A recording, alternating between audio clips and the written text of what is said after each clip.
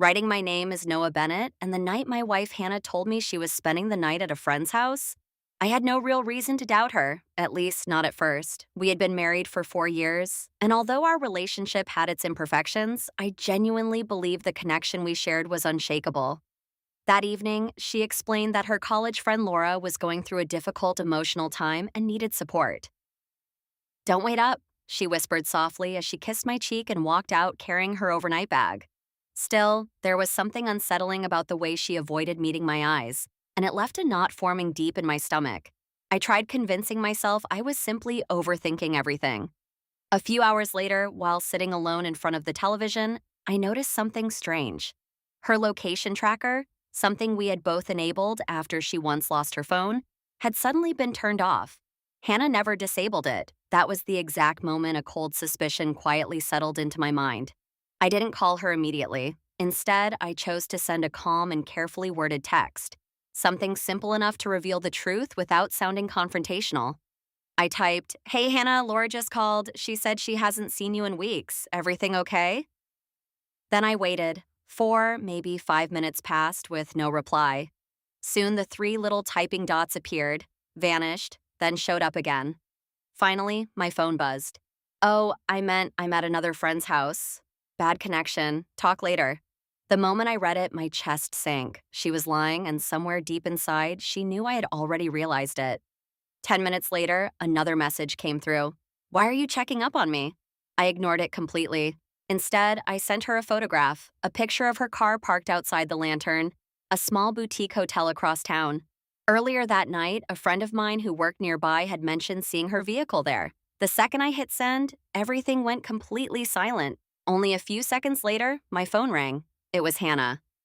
"Noah, where are you?" she asked nervously, her voice shaking with panic. "At home," I answered calmly. "Why?" In the background, I could hear muffled voices, hurried footsteps, and the sound of rustling movement. "I'm coming home," she blurted out before quickly hanging up. I sat there for nearly 40 minutes, my heart pounding harder with every passing second until I finally heard the front door unlock. She stood frozen in the doorway, her hair disheveled and her face completely drained of color. "Noah, please, just let me explain," she said quietly, but I lifted my hand to stop her.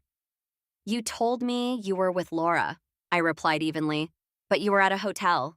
Tears instantly filled her eyes. "It's not what it looks like," she whispered, using the oldest excuse imaginable. I didn't yell. I didn't lose control. I simply stared at her and asked, "Then tell me, who is Anderson?" Because according to the hotel clerk, that was the name used to book the room. Her knees nearly buckled beneath her, and she covered her mouth in shock. That reaction alone told me everything I needed to know. Without saying another word, I walked past her, grabbed my car keys, and left the house. I drove for hours with no destination, completely drowning in painful memories. Every smile, every promise, every "I love you" suddenly felt poisoned by deception and betrayal. The next morning, my phone was flooded with messages from her. She begged me to listen, begged for another chance, begged me to fix what she had shattered. But betrayal doesn't come with an undo button.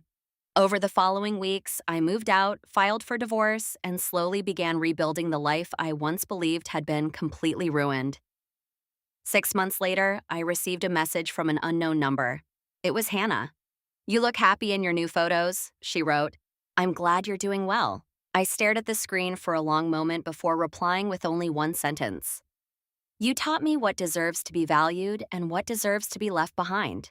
People often say the truth hurts, but I no longer believe that. The truth doesn't destroy you, it heals you.